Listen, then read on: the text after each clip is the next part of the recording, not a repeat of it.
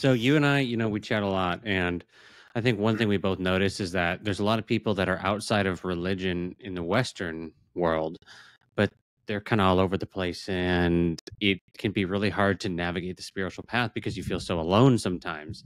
And then I think both of us understand there's these Eastern traditions that are phenomenal, but people just can't make that connection and that jump because they're not from the culture. They might feel like an outsider. And yeah, what do you think the importance is of having a spiritual path? I've worked with a lot of people who get lost.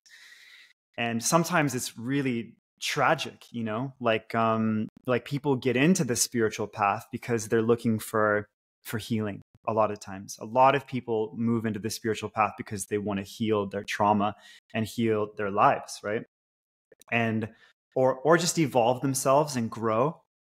Or some people have a really deep sense of connection to a higher power, right? So any one of those reasons can bring someone into spirituality, right? Whether it's pain and suffering and working to heal trauma, or wanting to connect to a higher power and just grow yourself as a being, So then there's all these ideas out there, especially on social media and on the internet, because there's this massive dump of information and algorithms that are just pushing random bits and clips of information into our minds and our brains. So a lot of people, they'll hear, for instance, this is the example, we've talked about this before too. They'll hear someone like Aubrey Marcus, right? Come onto a podcast and be like, oh my God, ayahuasca was what made me the person that I am, right? And it was so powerful, and this happened and this happened. And they talk about this glorious experience they had. And then 200, 400, 500, 1,000 people hear that story. And they're like, oh man, I want to be like Aubrey Marcus, or I want to get to this next level where I feel more powerful and in my path. So I'm going to go down to Peru and meet a shaman and go drink ayahuasca, right? And then they go and they do that, but they don't necessarily have the same experience. And some of those people that go down that path end up with like a sorcerer, right? Something they didn't even understand or they didn't even know about because they just caught this glimpse of information.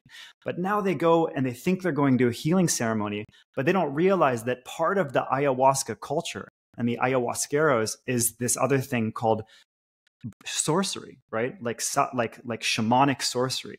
And they call these people brujos or brujas, and they're like witches, right? And they practice a form of dark magic.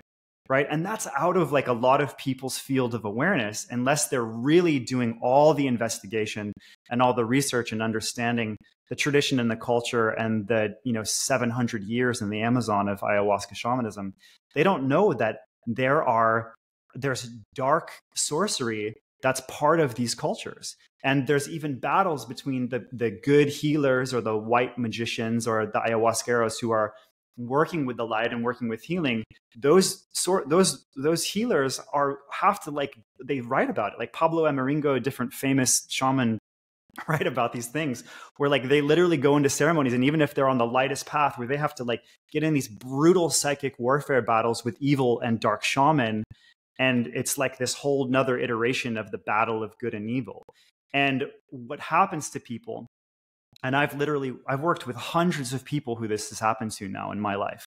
I do recovery work with people who have basically brutal traumatic experiences with psychedelics and ayahuasca, specifically sometimes psychosis, or like some of the most horrible things that you could imagine happen to people sometimes at these ceremonies, because they don't understand what they're stepping into because it's outside of their field of awareness and they haven't learned enough yet. So they end up with a sorcerer, with a dark shaman, with someone who doesn't know what they're doing and isn't properly trained and is pretending that they're a healer, pretending that they're a shaman.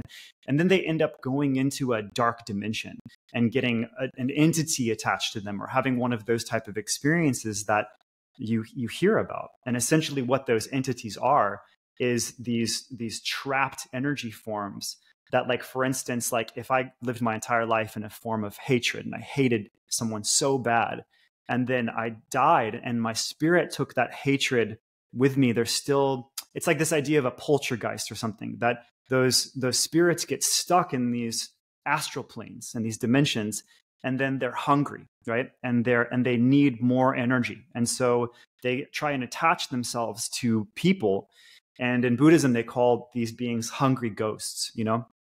And so, you know, if you don't know that there's a reality to this, it's really easy to be naive and just be like, oh, no, it's all in your head and it's all psychedelics. But then when you actually talk to a maestro in ayahuasca, they're actually very like, oh yeah, no, these things are very real. And the astral dimension can be a very dangerous place. And it's very stupid to just go dabbling around with all these things when you have no idea what you're doing. And you're basically trusting your mind and you're trusting your psyche with someone you've never even met. It's basically like going to a neurosurgeon and being like, hey, give me brain surgery. And I don't even know if I need it or not. And then you're trusting them with your brain. And that's what's happening. And that's why people like Aubrey Marcus, and I hope he watches this, are being really irresponsible with the way that they're promoting these things, because they promote them. And then people hear it, only a small part of the picture, and they're like, oh, I want to go do this. And then they go with total naivety, total openness, maybe good intention, but then they end up in these horrible situations. I've worked with people who have been at ceremonies where people have died, where people have committed suicide the next day, where women have been raped by shaman who they thought were their healers, women who've been trying to heal sexual assault and then being sexually assaulted by the people they're trying to heal from.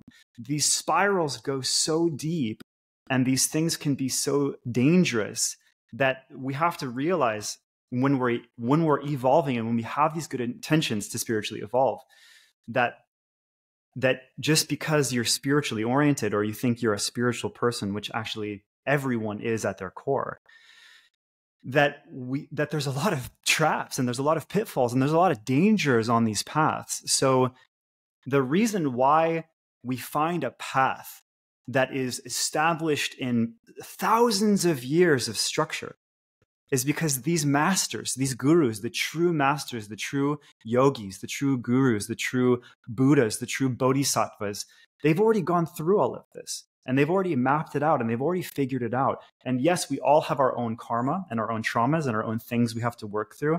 But if we work with a lineage that's structured, like Kriya Yoga or Shaolin, or Buddhist Dharma, real traditional, like Mahayana Buddhism, all these traditional paths, Vipassana, and we meet and we gain the intuition and the discernment to like find our true guide, our true guru. Then we can move clearly down a path with structure and avoid all these dangers and traps and pitfalls. Ooh, shit. I think it's a difficult situation because let's say that Aubrey does have a good experience with it. And I've seen his documentaries where he talks about some of the dangers, but to even really promote something where people have that happen, even if you had a good experience, it's kind of sketchy. You know what I'm saying? If people are dying, if people are like having the worst things that you can think of happen to them, it's like it almost becomes a question of it doesn't matter how good your experience is if there's so much risk. It's like basically saying, hey, I love skydiving, but there's a 95% chance you're going to get shit on. Would you still do it? Oh, but I had a 5%, you know, and maybe it's the statistics are way off. I'll tell you, I went through this, bro. And you know that because we've talked about it, but let me just tell a very small version of my story. Well, you don't have to be small, bro. You can be as long as you know, if I can get into it. You know? So I was already on a structured spiritual path, right? And my teacher warned me about spiritual window shopping, is what they call it in my tradition, which is called Kriya Yoga, right? And once you found a beautiful path that's structured and safe and there's guidance on, it's like you can stay in what I like to call a developmental continuity that's smooth, and you avoid traps and you avoid dangers and you stay on a slow, steady evolutionary juncture that requires years. I knew that. And I had some really deep trauma that I was working to heal and work through, right? And so I was hearing all over the place from influencers and from reading books and from documentaries about these incredible healings in ayahuasca. And I had some really deep childhood trauma that I was working through. So the opportunity presented itself, and I was just like, yeah, I'm going to go for it. You know, this seems authentic, and I'm already so in the path of authentic spiritual growth and evolution that I know I'm safe. And I had someone in the Kundalini yoga tradition, where I was spending a lot of time with yogis in that tradition, like Sanatam Kaur, who's an amazing musician, and Supurak Singh, and all of these yogis who are at a very high level. And people, I'd heard warnings of like, oh, you got to be really careful. Oh, that can be really dangerous. There's traps and dangers in those dimensions and in those practices, and they can be dangerous. And I almost had this, and as I'll humble myself and my ego, I almost had this spiritual arrogance where I was like, well, okay, maybe those things can happen to other people, but I can sit in my meditation and go into states of no-mindedness and samadhi, and I can navigate my mind very well already in my practice. So for me, it doesn't feel like a risk. So I went to a ceremony and I had kind of a mild experience. I went to another ceremony. I had a little bit more of a powerful experience. I went to a third ceremony and I had an amazing experience, this total third eye opening. And it was like that, you know, like Aubrey Marcus level excitement of like, wow, this is amazing. Ayahuasca is incredible. And then I had my fourth experience.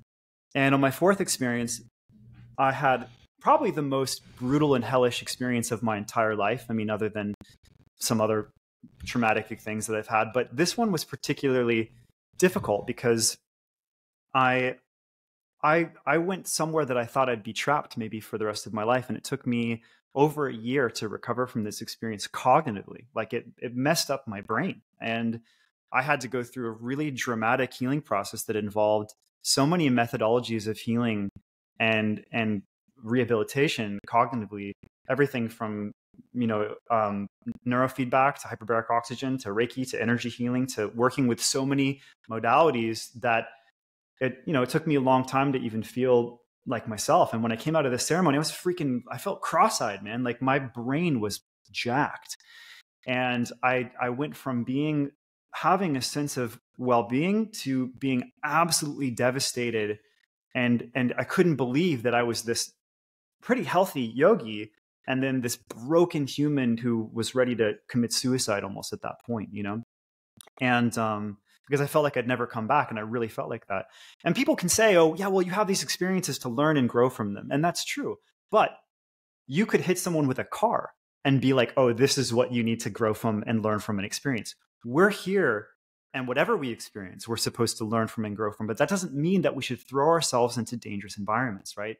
That's what positive judgment and discernment is, which in the mastery traditions, you cultivate unconditional love and self-mastery and discipline at the same time as you cultivate high levels of positive judgment and discernment, meaning I know what is the right decision and I know what is a decision that could lead me down a dangerous path. So that's what's not being spoken about as much as unconditional love on the spiritual path, which is absolutely important.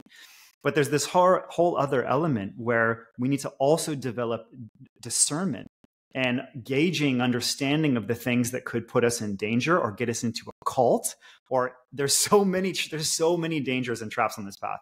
And so it's worth not being naive about that, right? And Jesus, actually, my favorite parable where Jesus spoke on this is he said something along the lines of like, ye be sheep among wolves. So become wise as serpents, yet gentle as doves, or some iteration of that, right? So developing the wisdom of a serpent, yet maintaining the gentleness of a dove. And so it's like you're recognizing that there are traps and pitfalls and dangers on this path, yet you're still in that state of loving kindness and compassion. I found the quote. Behold, I send you forth as sheep in the midst of wolves. Be ye therefore wise as serpents and harmless as doves. So it's pretty close. Yeah, nailed it, dude. Yeah. So Jesus, in my mind, Yeshua, was a master teacher, right? He was a master on this path. I see Babaji as a master. I see Yogananda as a master. There's a current Kriya Yoga master named Prajnananda. There's Shaolin masters on the planet. Basically, these traditions are the oldest spiritual traditions on the planet, right? Starting with ancient yoga, which is maybe 15,000 years old, right? So we have 15,000 years of lineages of this knowledge and wisdom and understanding of these practices on how to move into a structured developmental continuity where you're on an upward causal path towards evolving yourself spiritually, rather than, oh, I just saw this post Aubrey Marcus made, I'm going to go to ayahuasca ceremony. Oh, I need to go drink San Pedro now. I'm going to go do peyote over here. And then I'm going to go to this breath workshop. And I'm going to do, like, basically people are just jumping around to all these different things. And that's why my master calls it spiritual window shopping. Whereas when you find a structured path, and I've been, the last 2 weeks, I've been in an immersion here in Thailand with a Shaolin master, and I'd love to talk more about Shaolin too. But Shaolin is probably the most arduous, difficult, challenging, disciplined, structured path that exists. And it's about 15, a little over 1,500, maybe 16, 1,700 years old. But it came from a lineage of Buddhism that's more like 2,500 years old. And then that Buddhist lineage that started with Siddhartha came from yogic lineages that are like 15,000 years old. So there's a distillation of the Shakti, of the power of these teachings and where it came from and the level of understanding where it's been mapped out. And the hardest thing for people is to find an authentic path, which is why everyone I talk to, I'm like, yeah, go to Kriya Yoga. Go to, and not just any Kriya Yoga, because a lot of it's not the real path, right? But the www.kriya.org is where you can connect to the original lineage of Kriya masters. And it's called the Kriya Yoga Institute. Or if you're looking into Shaolin, there's multiple schools of Shaolin mastery, but that takes a very specific type of person because it's operating at a level of structure that is difficult for some people to maintain. So when you say Shaolin is one of the most difficult paths in the world, why do you feel like that with the structure? Like why is it so difficult? That's an amazing question. So I've been wanting to train Shaolin my whole life, and it was such an amazing experience being here in Thailand because a lot of people that are listening to this podcast probably know who Shihing Yi is. And I've been wanting to study under him because he's a young master. And Shihing Yi, I believe, started training Shaolin when he was 4 years old. Now he's in his mid-40s. So for being a young man, still in his 40s, who has achieved a grandmaster level in Shaolin, he's been training with learning all the styles and mastering all the styles and all the forms, and the philosophy and the practices for 40 years, and that's what it takes to achieve mastery on a path like this. It's not a short-term thing. You're not going to the ayahuasca ceremony to try and heal yourself or find God in one night, or maybe, a week's worth of retreats. You're entering into a path where the entire basis of the Shaolin temple has been over the last 1,700 years, so on and so forth, was basically founded to achieve excellence in mind, body, and spirit, right? So you have these lineages of masters that have devoted their entire life to achieving excellence in mind, body, and spirit. And the way that they've done that is through the development and the perfection of these different forms, right? So most people hear Shaolin and they just think Kung Fu, okay? So, a Shaolin master is a Kung Fu master like Bruce Lee or something and can break through a wall with his fist or can do these amazing things and backflips and acrobatic somersaults and high kicks and like all these incredible fighting styles, and they're a badass. But when I met Shihing Yi, which was one of the miracles that happened to me here on this little tiny island in Thailand I'm on, is when I got here, I was thinking that I'd have to travel to where he lives in Germany to go and meet him. We talked about that. At the Shaolin Temple, Europe. That's what but I was also thinking, okay, I'd be in Thailand for a while and then travel throughout China and meet a Chinese Shaolin master, because there's multiple really legitimate Shaolin temples and retreats in China. So I thought, okay, I'm going to meet my Shaolin master in China. And I get to this tiny little island in the middle of Thailand, and it turns out that Shihing is here. And it's really amazing because that's another element of how synchronicities work. This was one of the masters, other than masters in some of the yogic lineage. This is one of the masters who I wanted to meet most in the world, because I just intuitively felt like I wanted to learn Shaolin from him. And he teaches some things online, and everybody who's interested in this should look at Shaolin.online. Who's interested? But it was just amazing. I literally met him here. And we got to connect and talk and had a beautiful conversation. And then I met his spiritual brother, who is another master named Shihing Zwan. And Shihing Yi left a few days after I met him, but then I got to train the last 2 weeks with Shihing Zwan, who's at the same level as Shihing Yi. And they're literally brother masters. They're incredible beings. And so spending 2 weeks with Shihing Zwan, I got to ask him so many questions about Shaolin training and how it works and what it is. And basically we trained for 7 hours a day, which is probably a mild day in some of the temple training systems, but he gave me some of the most amazing downloads on this path that I've ever understood. And essentially the basis of Shaolin is structure. And the structure are all of the forms, right? The forms in Qigong, right? Like Shaolin Qigong, which is basically realigning all the energy meridians in the body. So in Shaolin or in Buddhist teachings and more of the Qigong or Kung Fu paths, they look at these energy centers, the non-physical energy centers that correlate with, the anatomy of our body. They look at them as dantians, whereas in yogic systems, they look at them as chakras, right?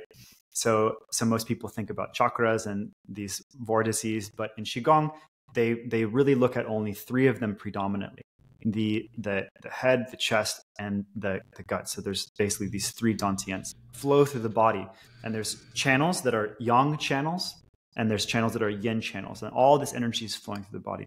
So Qigong is the path to where any deviations in the way that the energy is flowing in your body are to be corrected. But it's not a quick process. You don't get to go to an ayahuasca ceremony and fix yourself. This is training that you do for as many hours of the day as you can. Some people who are training in these paths train 8 to 10 hours a day. But you don't have to, and you get incredible benefits from training 30 minutes. You get incredible benefits from training an hour. But these are practices that you build into your daily rhythm and your daily life. And you're looking at a longer arc, right? You're looking at a longer arc of developmental continuity. You're not looking at short-term, instant gratification spiritual gains. You're looking at evolving yourself long-term and looking at these sustainable long arcs of growth. Qigong is one of those things. And over time, it helps you restructure your entire anatomy towards the original blueprint of your highest performance physiology, right? Because when we have a trauma, boom, I got in an accident. Oh, I broke my arm. I broke my back. I had this injury, that injury, whatever. It creates deviations in the chi flow, right? Oh, this horrible thing happened to me. I overdosed on a psychedelic. I got alcohol poisoning. Whatever, anything that happens with these systems and the energy flow and the nervous system and the chakras and the dantians and the meridian, the energy channels in your body, they essentially create deviations of energy flow, right? So Qigong is the path of refining those energy flows in your system. So refining the energy flow in the chakras or in the dantians, in this vertical channel. In yoga, they call this vertical channel the Sushumna, right? And there's energy that moves up and down it in an orbit.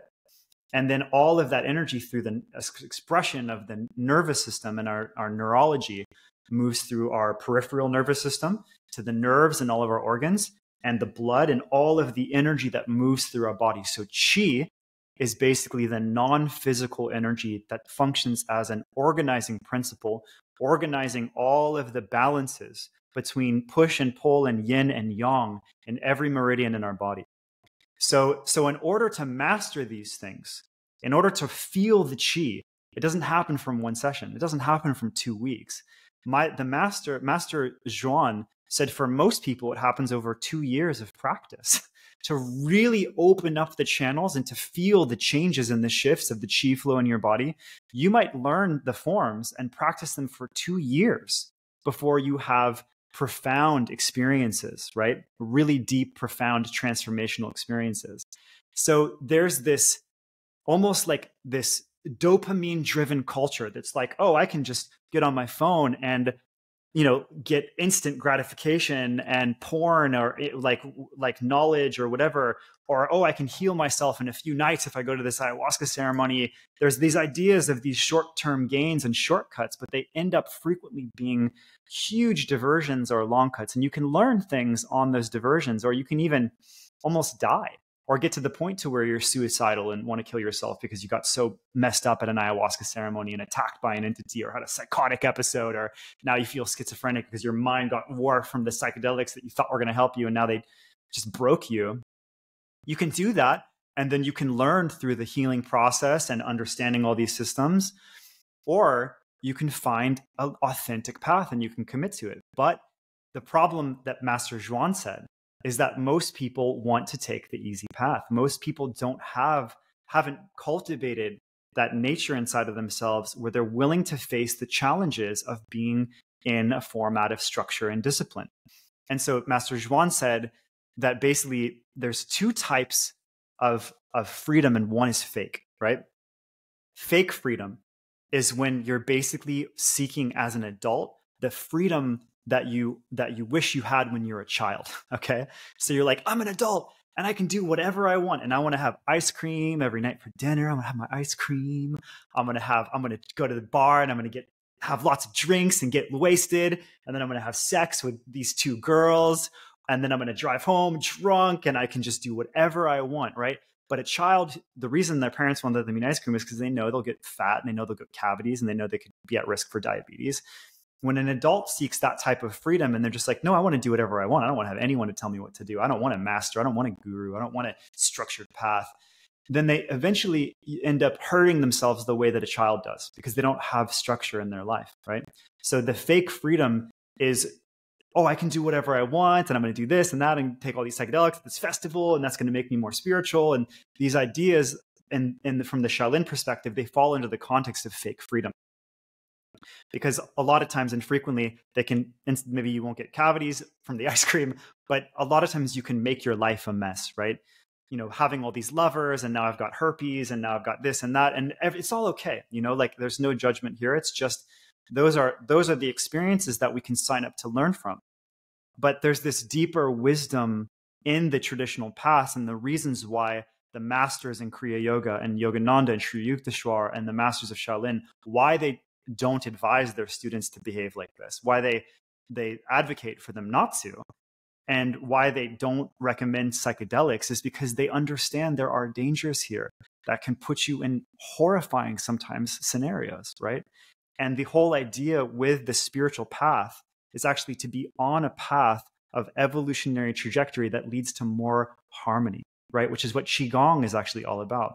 So one of the principal virtues of this path in Shaolin is the Qigong element, which is mastering the energy flow through your body, refining the sensitivity, refining the system, not blowing it out with drugs or psychedelics or blowing open your upper chakras and your third eye. And, you know, and it's basically, you can learn how to use the third eye. That's part of something called Neigong, which is a deeper practice internally in the way that Kriya Yoga is a deeper practice internally. Qigong is more external.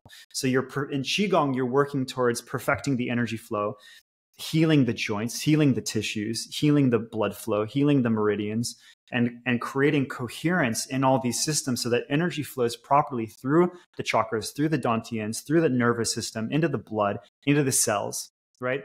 That's the higher order of this path. But again, it can take years and not everybody wants to do that. Right? Same thing with Kriya Yoga. So fake freedom being defined as, okay, I'm basically an adult child who just wants to do whatever they want. And authentic freedom is basically came down to this from the master perspective, is that built into this reality there are laws, right? And one of the laws is that even if everything's pure energy, ultimately, on some spiritual level, right, is that we are living in the context of form, right? So we have bodies, and these bodies are forms, right? And they have rules. There's rules to them. There's rules built in. And for instance, if you eat sugar all the time, you'll create insulin problems, and you'll end up maybe with type 1 or type 2 diabetes from the immunological reaction of overloading your system with sugar. There's a certain level of sugar that the body wants to have, right? Also, alcohol, if you drink alcohol all the time, we're found that it can start breaking the links in your DNA. Alcohol can be so neurotoxic that it can break down the actual telomeres and linkages in your DNA, and you can create neurodegenerative conditions. Alcoholics are even getting early onset dementia as early as their late 30s or mid 40s, right? So people are getting dementia from alcoholism. So these are examples of defying the rules that are built into the natural law. So understanding that there's a virtue in understanding, okay, this form that I have, whether or not I'm pure spirit, my soul is pure energy. This form has laws. And instead of trying to violate these laws with, I can do whatever I want, I'm going to blow open my mind, I'm going to, go party every week and have all these lovers and I can do anything. That's kind of that child mentality of I'm going to live on ice cream because my parents can't tell me what to do anymore. Whereas if you defy the laws that are built into this form, you'll eventually suffer the consequences, right? And this goes out holographically to where if you start hurting people in your life, right, there's consequences because there's rules built in here, right? Spiritual rules, not just matrix ideological rules, but actual spiritual principles of a higher order of magnitude. And so in understanding those rules, we can understand that our body doesn't want to be harmed. Our body wants to be refined, right? Our system wants to be refined. Our circadian rhythm of how we wake and we sleep, if we're not getting proper sleep, our brain won't detoxify. The only time that our brain detoxifies itself is while we're asleep. So we have to set up a proper circadian rhythm so that our brain can detox and we can feel charged, or our mental health will collapse, right? So in Qigong, in Kung Fu, in Shaolin, they've understood that there's rules governing these principles of form and that we're in form and that there's a structure. And if you create structure, which is what most people don't want to do and are resisting because structure feels like something that's caging them up, right? And so the Master Zhuan said, if you take a person who's living in this reality of binge drinking and partying and doing whatever they want in that fake freedom format, and you put them in the Shaolin temple, they'll feel like they're in prison, right? Because in the Shaolin temple, you're up every day at maybe 5, maybe 6 o'clock in the morning. You're in your meditation practice, you're in your Qigong practice, you're in your Kung Fu practice. You train all day long, and they train 6 days a week, I think, most of the time, right? So it's in that lifestyle, if you wanted to be a Shaolin monk, your goal is actually to live within the context of the highest level of structure.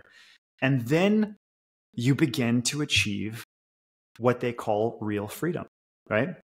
And real freedom is when you start to become free because you're living within the context of these rules of push and pull and the health of the body, the way the meridians flow, the way that the body and the physiology wants to flow, the way that the spirit wants to sit in the body, and you're living in understanding with all these things. And these disciplines are actually meant to enhance the mind and the body and the spirit to the highest level, but you have to live within the context of the disciplines. Then eventually, if you do it for long enough, you start to achieve a higher level of freedom. And that freedom is freedom from illness, freedom from anxiety, freedom from depression, freedom from self-resentment, freedom from regret, freedom from self-hatred, freedom from all these ensnarements that we all have from some degree from just being human. But through the practices and through getting the mental body and the emotional body and the energetic body and everything to come into the highest level of alignment and function, which takes a lot of discipline and a lot of structure. But if you do it over time, your system starts achieving a higher level of order. Your mind starts achieving a higher level of order. You start achieving a higher level of coherence, right? And that's not something anything else can do than adhering to a discipline and a practice. So when I said that Shaolin is too much for most people, it's because most people are seeking this child format of freedom rather than achieving freedom through creating discipline and structure. And the same goes for paths like Kriya Yoga. Kriya Yoga is a little bit more gentle unless you're living in a monastery. And people can also train in Qigong and Shaolin and start that path without going to the Shaolin temple. So there's a balance point. And one of the things the Buddha taught us is that we always need to avoid extremes and find what the middle way is for ourselves, right? So I don't think that the Shaolin monastery is for everyone. And I don't think that living at, a Kriya ashram is for everyone. I think that or being a Buddhist monk or any of these things, those are for the souls who are ready to lock all the way into this process and devote themselves to it. But for the rest of us, I really do believe in the value and the virtue of creating structure and realizing that self-discipline is the highest form of love, right? Self-discipline on a daily basis and looking for incremental changes over time, sustainable, gradual changes that bring your body and your mind and your emotions into a higher level of order, rather than seeking social media, instant gratification, dopamine hits. It's the same idea as like looking at porn all the time to gratify yourself, or not doing that and like aligning your heart and your emotions and purifying yourself and preparing yourself for love, and then calling in the love of your life and devoting yourself to an amazing partner and taking that journey, which is another long arc. And it's the same thing spiritually. That's fantastic. One of the reasons why I love having you on this podcast is because you know a lot about this stuff. And this is one of my favorite things to talk about. Me too, bro. Yeah, there's something about these Eastern traditions that I'm sure many people have heard me say this before, but it feels as though it leads to genuine freedom. And it's like you have this manifestation community that like you might get freedom through that, but it's like, but is that real freedom? Or is that just another level? Is that just another level of ego? And then you have the channeler spirituality, which it's mind candy. And I fell into that at the beginning for sure. And where is that middle ground? And I think that's what we're talking about, Yeah. These paths are around for a reason. They're still here for a reason. Yeah, absolutely. Yeah. And then along with that, you have to talk about it because it's the big shadow in the room, which is, I mean, I have nothing against it. I was raised in Christianity, but Christianity. Oh, you want to go there, huh? I want to know why you just personally are more interested in what you are versus like the Christianity, because so much of the West is like, yeah, Jesus, yeah, everybody else sucks. Pretty much. I mean, that's the comments I get on my shit sometimes. So, bro, obviously that's a joke, kind of, but like, yeah.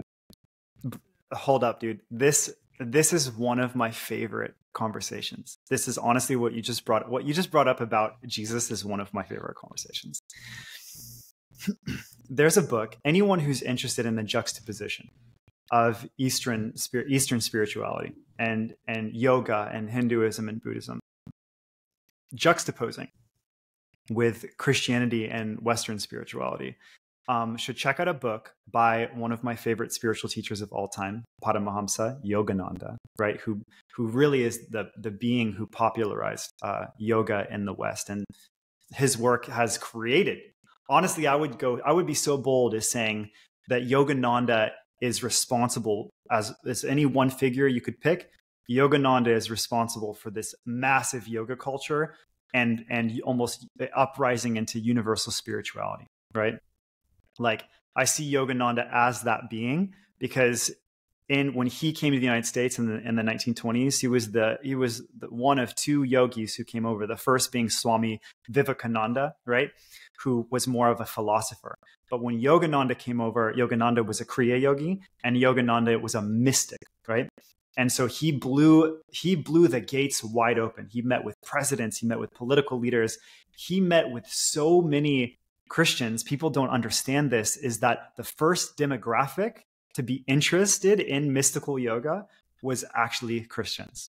And that a majority of Yogananda's initial following were Christians who wanted to experience God, right? And that Yogananda offered a path towards that, which is Kriya Yoga. And was telling people, God is not something only to be believed in, God is something to be experienced, right? And there's a path to that, and Kriya Yoga is one of those paths that's been perfected over a very, very long time. And so the reason I love this conversation so much is that I also grew up Christian, right? And there was a moment when I was a child, I was 10 years old, and I would go to Sunday school because my mom had kind of fallen out of the Christian church at this point.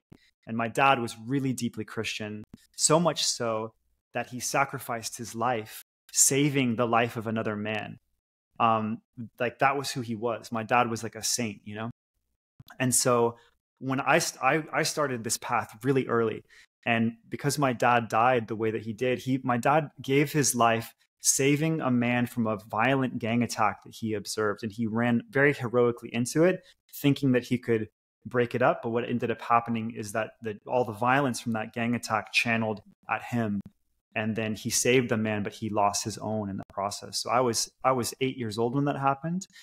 And I was already Christian and really into Jesus at 8. But when that happened is when it really set me on the spiritual path at 8 years old, because I was broken and I was lost, and I just wanted, I wanted to understand what happened to my dad and where he was and his spirit and how to work through this. And all that I knew spiritually was Jesus and God, So it was so deep to me, and I prayed every night and I called out to God, and I so deeply wanted to understand what was going on. And it was a very difficult childhood for me because of this, right?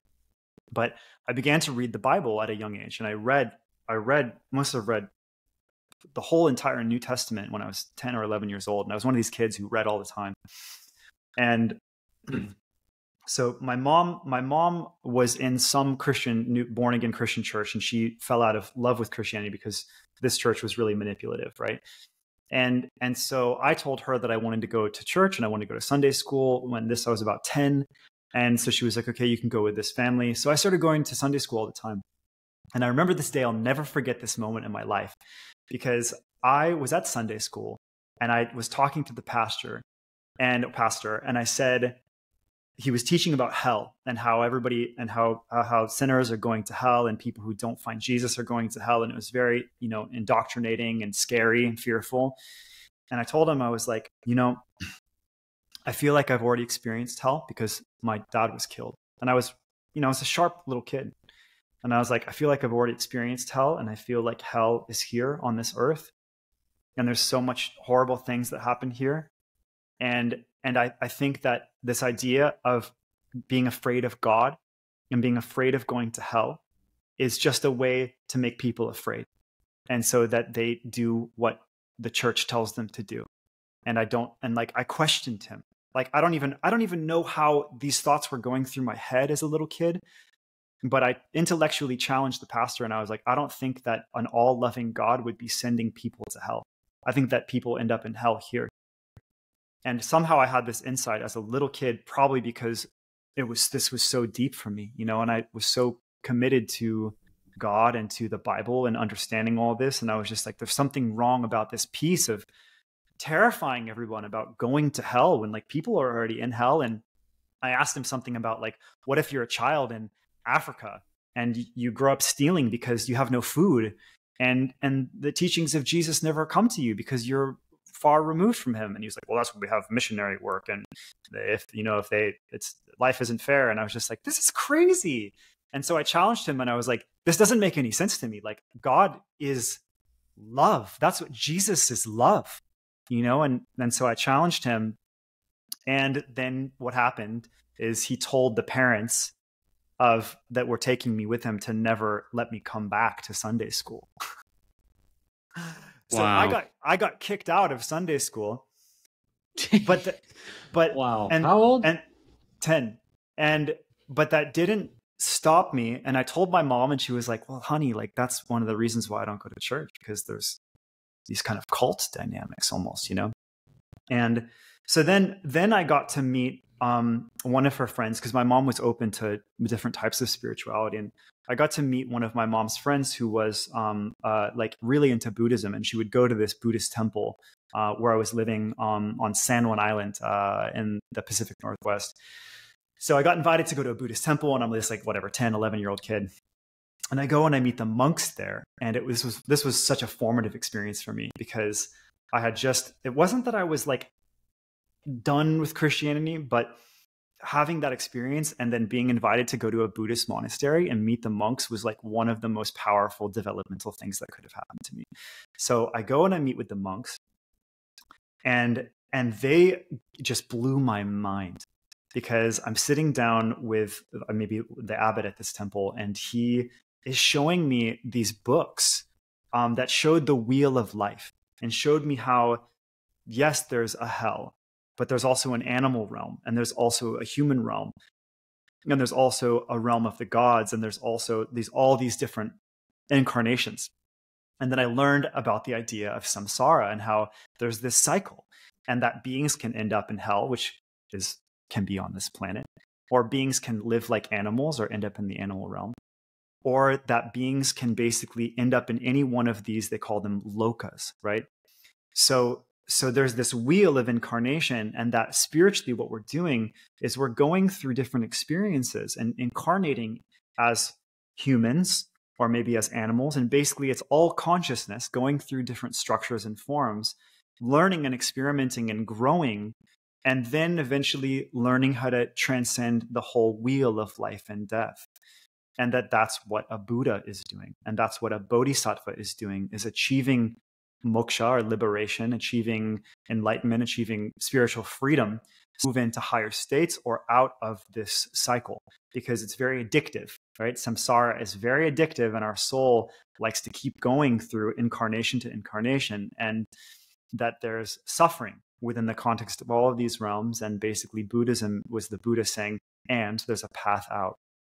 And so getting this in my head, it was mind-blowing, and learning a very basic form of meditation when I was a small child.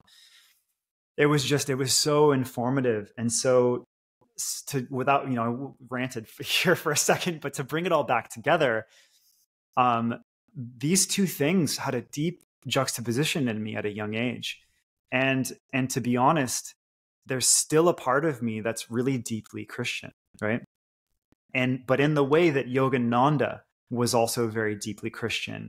And Yogananda's whole demographic was, if you go to the Self-Realization Fellowship, which is the organization that Yogananda created to teach yoga and to teach Dharma, there's always Jesus on the altar, right? It's always the saints and the masters, and then Krishna, which they see as an avatar of God, and then Jesus, which they see as an avatar of God. And essentially what an avatar is, like, people are probably familiar who are watching the show with Avatar, The Last Airbender. There's a new really good Netflix series that I just started watching. It's amazing, by the way. Nice. I'm on episode 2. Let's go. Yes. And I think that these ideas are really important for people to understand, because in these traditions and yogic traditions, there's nothing in opposition. Like true yogis see Yeshua as an avatar. Right? They're not like, oh, Hinduism is better than Christianity because we're so enlightened. They're like, no, there's beauty in all these traditions. And maybe there's some things that are a little warped from time to time. Like all traditions, all organizations and institutions have a habit of people, humans, wanting power and seeking power. And then that quest for power seems to be corruptive. And the teachings can change based on someone's quest for power, right? But there's no sense of superiority in yoga over Christianity. In fact, Yogananda's entire idea, his goal, what his masters directed him to do was to create unity between religions and help find those places where there's a universal truth. And that's why I say I think Yogananda was responsible for the seeding of this universal spirituality, is because he was juxtaposing yoga with Christianity. And he wrote a book called The Yoga of Jesus, which is an amazing book. It's incredible. It's kind of a mystical Christianity um, a pretense and synergizing some things about where there's similarities in Christian beliefs, and especially ancient or Gnostic Christianity. That's another thing that's a whole other conversation we can get into sometime. But Gnostic Christianity is very different than a lot of these kept out by the Vatican of, basically reaching the public. And there was a whole section of these scrolls that was written by like Mary Magdalene, and so there's all these. Christianity was one of these religions that I think there's incredible beauty in, actually, if you can find it and if you can see it and if you can translate it and understand the teachings of who I would call Avatar Yeshua, one of multiple avatars of the Supreme Source that have come in through a human, and essentially like Avatar Avatar Aang in Avatar: The Last Airbender. He is this source energy, or all the incarnations of all these other masters, and he's like a master spirit, And so the way that I see an avatar, the way that these teachers, this lineage, Kriya Yoga lineage, the way they talk about avatars is essentially these master beings who are so in touch with the source consciousness, so in touch with the supreme intelligence of God, of the universe, that's flowing through them. Instead of ego or persona or identity, the avatar is one who is able to tune in so far beyond any sense of personal self or gratification, and flow with that love that defines God, this actual supreme, unconditional, profound redemption and love. Like that's what was flowing through Yeshua. That's what was flowing through these different avatars. And I think that if you can make that connection, then it's very possible to be a Christian and to be a yogi. And if you can allow yourself to be discerning and say, oh yeah, like there's incredible beauty in these teachings and accuracy, but there's also, this doesn't feel quite right to me. And that's okay. And I think where the dogma comes is saying like, oh, if you're a Christian, you need to believe in every single piece of this verbatim, even if it doesn't resonate or even if it feels a little bit manipulative, right? That's how Jehovah get started.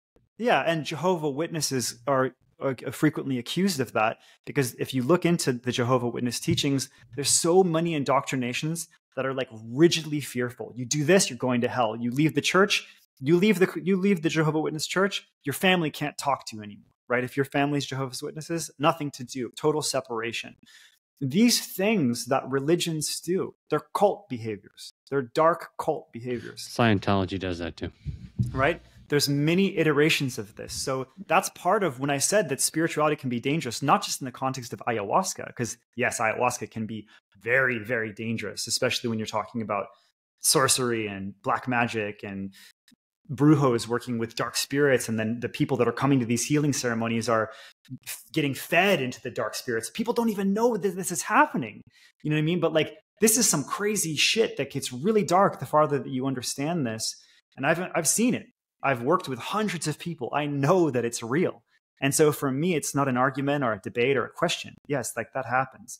And it's the same thing with cults. Anyone who's been in a cult, anyone who's been under the pretense of some, manipulative cult leader understands that people do seek power, and people do. Look at the Heaven's Gate cult. That cult leader got like 100 and something people to kill themselves all together in a weird cult ceremony because they thought they were going to go into an alien ship behind a comet. It was just like pure delusion, but people still listened and people still followed. So what does Heaven's Gate tell us about? It tells us that the human psyche is susceptible towards manipulation. And if we're not careful, we can become manipulated in many, many different ways. And really what we need to actually, I'm going to use another quote from Jesus right now. And there's another Bible scripture. It's about putting on the full armor of God. And there's this beautiful scripture. I can't quote it right now, but maybe you can look it up because if you have the internet. But there's a scripture about putting on the full armor of God. And when I was a kid, this was the one thing that spoke to me the most deeply in the Bible. Yeah, can you read that one? Yeah, so you got Ephesians 6:10-18 says, That's it. Be strong in the Lord and in his mighty power. Put on the full armor of God so that you can take your stand against the devil's schemes. You can be prepared in every challenge by making sure that you are a person sharing God's truth. And then there's more about the, you know, the sword of, and the helmet and the, you know, there's like, it kind of elaborates into these different aspects of what the armor of God is. But it was a beautiful analogy for basically cultivating that discernment, cultivating the wisdom of the serpent, yet the gentleness of the dove, right? The harmlessness of the dove. Like there's an element in Qigong and Shaolin, it's the Kung Fu element, right? Qigong is not about fighting. Qigong is a moving meditation and a restructuring of the mind and the body and the energy meridians. So Qigong is like energy work, and Shaolin has very, very powerful Qigong. But the Kung Fu, it's combat, it's fighting, it's violence. Why do they learn that? Because they are learning how to cultivate the heart of the Buddha, the love and the kindness and the compassion of the Buddha, but the fist of a warrior, the strength of a warrior. And that was also in true Gnostic Christianity, that was a virtue. And in yogic paths, there's not as much of an emphasis on any type of kung fu or martial arts, but there's a deep emphasis on discernment and cultivating discernment equally with that unconditional love, right? So in any of these traditional paths, you're cultivating simultaneously your connection to the divine, to God. You're cultivating your heart and your love, but you're also cultivating this warriorship that can discern the cults and can discern the demonic influences. Going to an ayahuasca ceremony that's being run by a brujo, that's participating in black magic. You know what I mean? Like, what are you doing? Why would you even do that? What is it inside of you that's driving you to do that? And it's either ignorance, not knowing that that's a thing, which it really, really is. Read the books of the master shaman. It'll say it right in there. Look up the word brujo, B-R-U-J-O, or bruja. It's dark sorcery, cursing, hexing, evil, sometimes sacrifice. Like there's crazy shit I don't even want to talk about. The reason so many women get molested and raped in the Amazon is because shaman are trying to steal their power spiritually.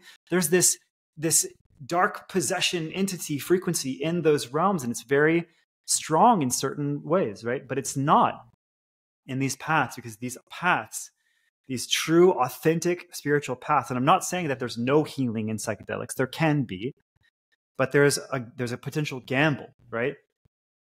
And in these other paths, you're not gambling, right? It's in the way that one of the analogies I've used before that I really like is going to ayahuasca ceremonies to evolve spiritually or to heal is like trying to save up for a house, like to go buy your first house and you're trying to save up, but you're trying to make money by gambling, right? So you're like, oh, I'm going to buy a house and I need to save up. So I'm going to take my money and I'm going to gamble with it. I'm going to see if I can make a bunch more money. That's a very similar mentality to what your people are doing in ayahuasca ceremonies, because they're like, oh, I want to heal and I want to grow, but I'm putting myself in this situation where I don't know what's going to happen and I don't know who this healer is, but they could destroy my life, or they could destroy my mind, or I could go insane, or I could have a psychotic break, or I could never, or I could end up possessed by an entity. Like, they're not putting it all together yet, either because, again, they don't know that those things can happen, which they can, or they don't know that there's another way, right? And so it's like, why are you gambling? That's the question. As someone who's been on the path of Kriya Yoga for 15 years now, who has made decisions myself where I've gambled and ended up suffering the consequences, I had to ask myself that same question. Why am I gambling? Why do I feel this need to take psychedelics? Why do I feel this need to do these things, right? Is it because I want to have an overwhelmingly powerful, stimulative experience? Well, when you spend enough time with masters, you realize masters aren't seeking stimulation. Masters are seeking depth through equilibrium, through equanimity, right? Through coherence.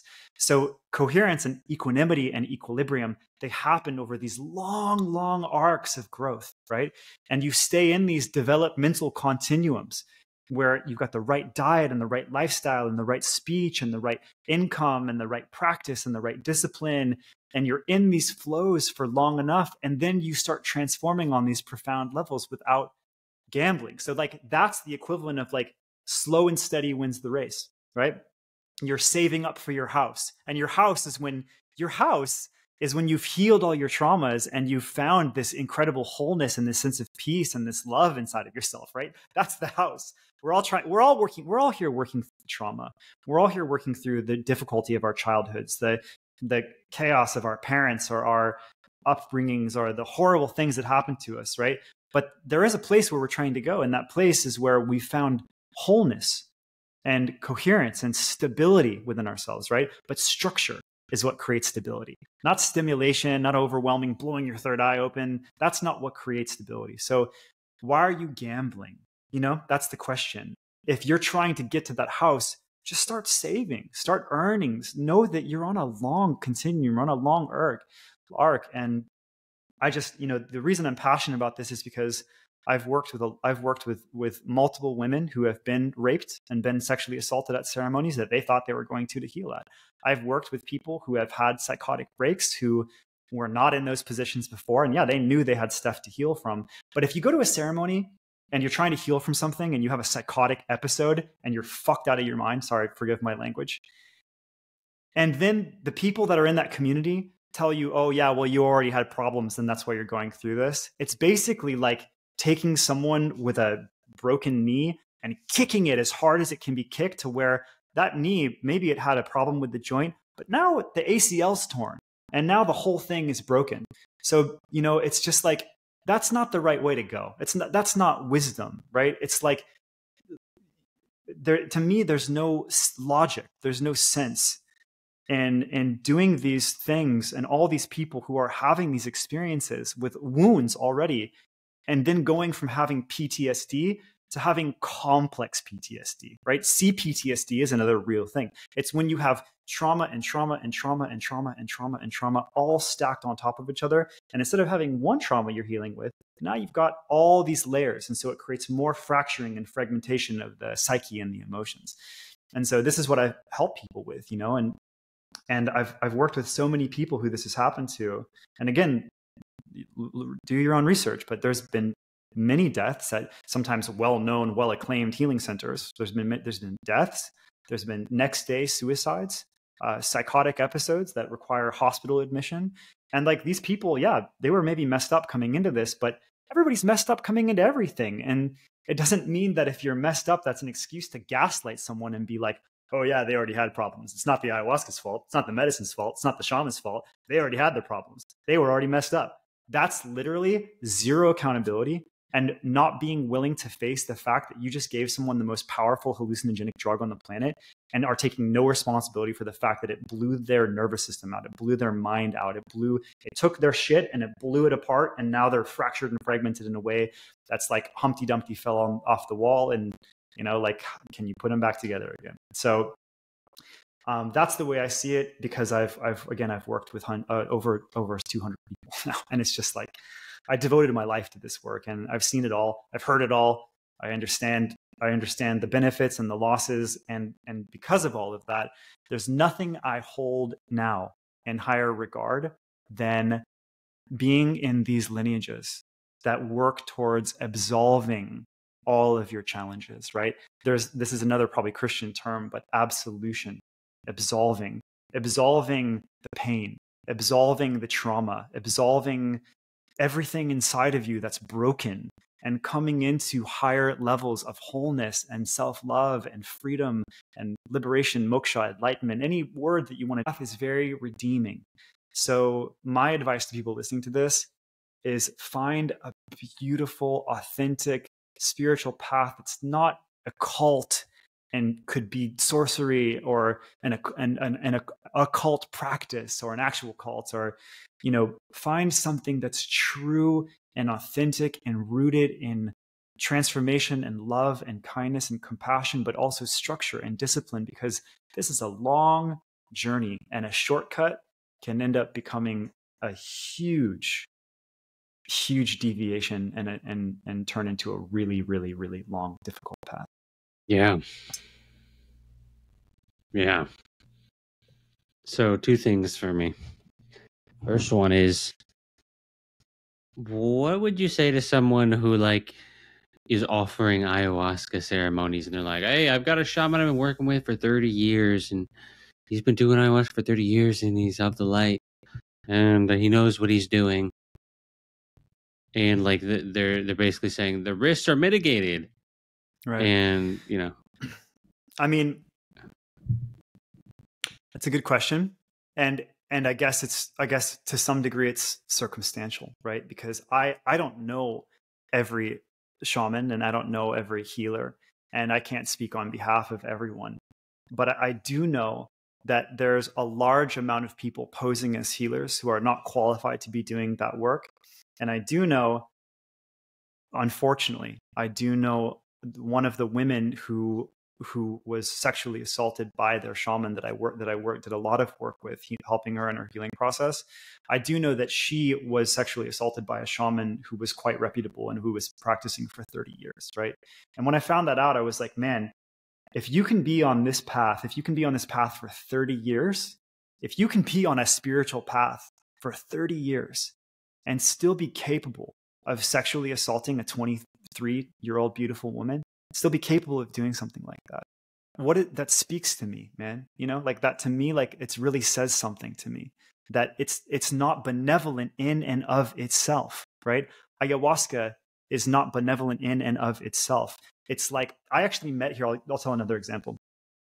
When I was in my process, when I had become quite injured or ill, spiritually ill, mentally, physically, emotionally ill after what happened to me, and I'm not anymore. I've transformed the whole thing. But when I was going through it, I went and I got to meet with the man who got the Religious Freedoms Act passed in the United States. And I also got to talk to Dr. Rick Strassman, who wrote DMT, the spirit molecule. Okay.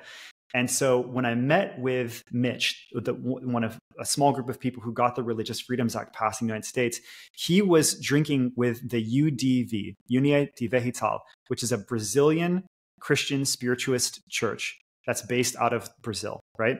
And it was founded by a man named Mestre Gabriel.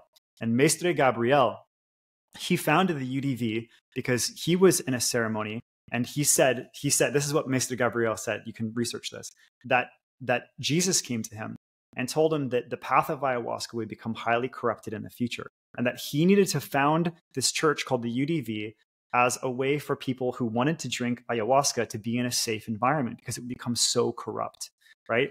So he created the UDV in Brazil. And what the UDV is basically everybody sits in a Christian church and they drink ayahuasca together, all in a Christian church.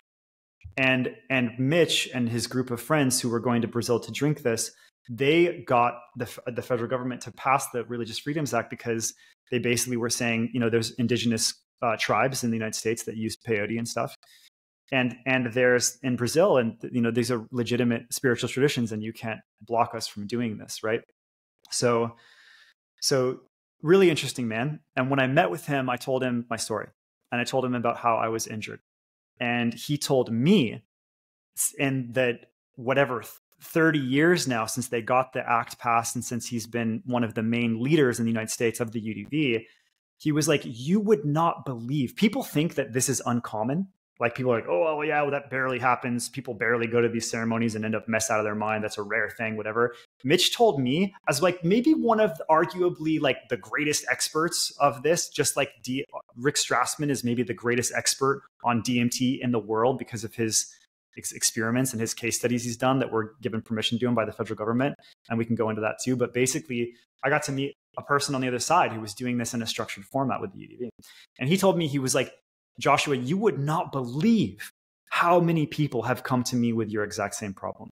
You would not believe how many people come to the UDV who've gone to some shaman in Peru or some dark sorcerer or some this or some that or sexual assault or psychotic episode or messed up out of their mind, never think they're going to be okay again, come back, whatever. You wouldn't believe how many times we've seen that, and that the UDV has had to try and help people rehabilitate in coming to our sessions. You wouldn't even believe it. It's so many.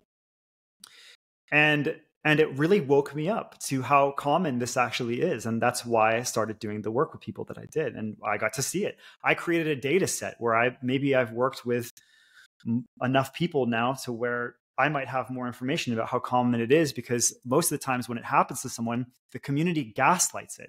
And the people who it happens to are too afraid to talk about it.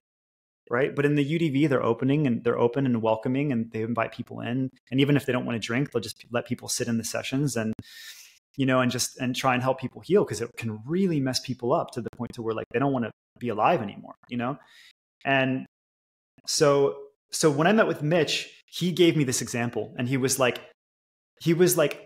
in all these new age, hippie, spiritual ceremonies, people are saying like la medicina, they're calling ayahuasca the medicine, right? That it's going to heal you and it's the medicine. And he was like, that's where everyone has it wrong. He's like, I've been drinking ayahuasca for 30 something years or whatever. And he was like, ayahuasca is not a medicine. It's not a medicine, right? It's not like you're taking turmeric or you're taking, like your ashwagandha or shilajit or any of these natural medicines to help your body improve health. Ayahuasca is not, they have other words for it, but ayahuasca is a spiritual tool, and it can be used for good and it can be used for evil. And sometimes people can have healing experiences, but it won't heal you. It can help people access these other dimensions of mind, these other dimensions of consciousness. And in those dimensions, there are orientations towards dark realms, hell realms, light realms. These things all open up, right? And that's why it's dangerous, because and why it's used for sorcery, why it's used for hexing or cursing and for psychic warfare in the tribes in the Amazon, because it's a tool, right? And it opens up this psychic realm, right? And that's, again, it's why it's also used for black magic. That's not making this up. This is real. And so that's why they created the UDV, to do it in a Christian context, actually, so that they just call on the light of spirit and light of Jesus and light of God. But that being said, I personally know people still get messed up in the UDV ceremonies because they're taking the most powerful hallucinogenic drug ever. And like, there's brain chemistry involved, like if people have underlying maybe neurochemical problems they don't know about, bipolar, any of these things, that can be exacerbated by hallucinogens, right? So, but Mitch was very clear. Mitch was very clear with me. And he said, ayahuasca is not a medicine. And it's naive that people are referring it to that way. Ayahuasca is a tool for power, right? And people use it for power. Sorcerers use it for power. Healers use it for power. It's a tool for spiritual power. And we use it in this tradition to try and help people evolve, right? And even that can go wrong sometimes. And he didn't say that, but I know that. And if it's a tool for power, right, then how corruptible is it, right? How corruptible is it? And he said, basically, this is what he sees. This is what he sees: all these sorcerers and shamans and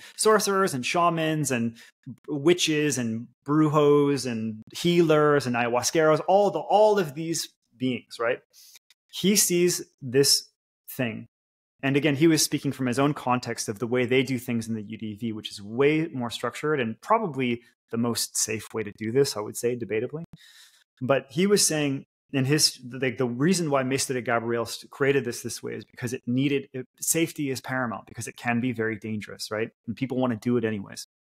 But because it's a tool for power, and because even healers or people with good intentions can be corrupted by these entities when they come in contact with them, or if they end up spending all this time in the hell realm, they can become possessed by these hell energies psychically and start moving. Like, healers can be challenged. Pablo Amerigo also writes about this, that even healers can be challenged by dark spirits and be challenged to become sorcerers or to be offered things in the other realms. It's people who are seeking power. Power is very corruptible, And the way that Mitch sees this whole thing is basically, if anyone who's listening to this has seen the movie Fantasia, there's this scene in Fantasia, or this segment of Fantasia, where Mickey Mouse is the sorcerer's apprentice, right? And he was like, this is the best analogy I've ever come up with. In Fantasia, Mickey Mouse is the sorcerer's apprentice. And basically, there's this scene where I believe that the sorcerer leaves the dungeon or wherever they're practicing the sorcery. The sorcerer leaves, and Mickey Mouse is cleaning with the broom or something like this. And the sorcerer leaves his hat. That's his source of power. And he knows how to yield that power, right? And then Mickey comes in, and Mickey's like, oh, I'm going to be the sorcerer. And so Mickey Mouse takes the sorcerer's hat and he puts it on. And then all of a sudden, like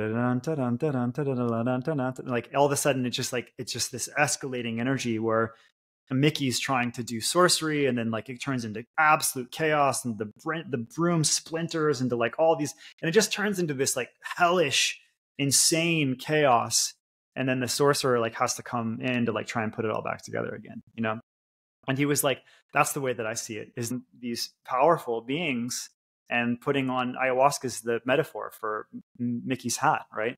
And so they're not taking a medicine to just get better. Like that's why you drink chlorella and spirulina, and you know, like that's just something that creates health. Qigong creates health.